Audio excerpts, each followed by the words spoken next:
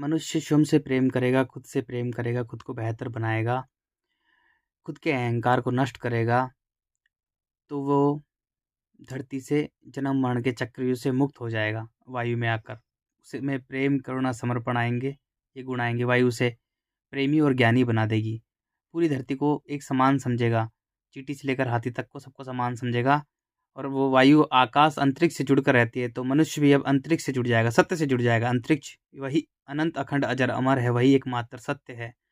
वही सब में प्राण डालता है, सबका प्राणपति वही है, जगत पिता वही है।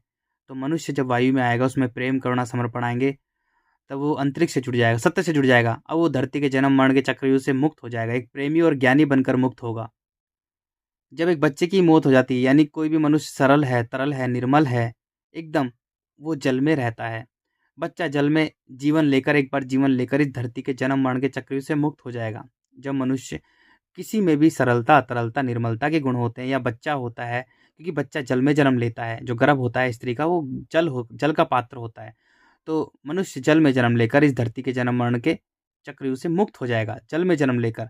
अगर मनुष्य मिट्टी पर रहा और उसमें मिट्टी के गुण हैं सारे, अहंकार से भरा हुआ मानव, विकारों से भरा हुआ दानव, काम, क्रोध, मोह, लोभ, छल, कपट, ईर्ष्या, द्वेष, भावना, डर, भय, झूठ, चालाकी, कुटिलता, षड्यंत्र, लेन-देन, व्यापार, राजनीति, रणनीति, ये सारे मिट्टी के गुण हैं। तो मनुष्य वो खोखला इंसान होगा, स्वयं को खो चुका होगा, वो एक राक्षस होगा, दानव होगा, वो स्वयं स्वयं को देख ही नहीं सकता ऐसा इंसान, कण-कण में बिखरा हुआ इंसान होगा, वो स्वयं को बाँटता रहेगा, कण-कण में बाँटता रहेगा। ऐसे इंसान का, ऐसे मानव का, ऐसे दानव का बार-बार जन्म होता है, लेकिन जब अब मिट्टी उलट-पुलट करने वाली है, तो वो मिट्टी का कीड़ा बन जाएगा, अंधा कीड़ा। क्योंकि मिट्टी मनुष्य को, जो कण-कण में बिखरा हुआ इंसान होता है, वो अंधा होता है। वो कुछ नहीं देख पाता, उसका पूरा जीवन मिट्टी पर ही केंद्रित होता है।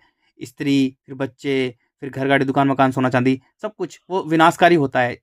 पेड़-पौधे, पशु-पक्षियों को विनाश करता है, जल को दूषित करता है, वायु को दूषित करता है। वो एक विनाशकारी दानव होता है, महिषासुर होता है। तो वो मिट्टी का कीड़ा बन जाएगा। जब तक धरती रहेगी, वो मांस खाता, अंधा रहेगा, वो मांस खाता, मिट्टी खाते-खाते मिट्टी में मिल जाएगा, मिट्टी खाते-खाते वो मिट्टी का कीड़ा बन जाएगा, एक मिट्टी का कीड़ा बन जाएगा। धरती उलट-पुलट होने वाली है, बस अब जल्दी मानवता नष्ट होने वाली है। मिट्टी मनुष्य में मिट्टी के गुण है, तो वो मिट्टी का कीड़ा बनेगा, मिट्टी का कीड़ा बनेगा, मिट्टी खाते-खाते मिट्टी में मिल जाएगा, मिट्टी खाते-खाते मिट्टी में मिल जाएगा। वो इस धरती से मुक्ति नहीं हो पाएगा, जब धरती मुक्त होगी तब वो मुक्त हो पाएगा। जब तक धरती रहेगी, अरबों सालों तक, करोड़ों सालों तक वो मिट्टी का कीड़ा ही रहेगा। बार-बार जन्म लेगा, मिट्टी का मांस खाते-खाते मिट्टी मिल जाएगा।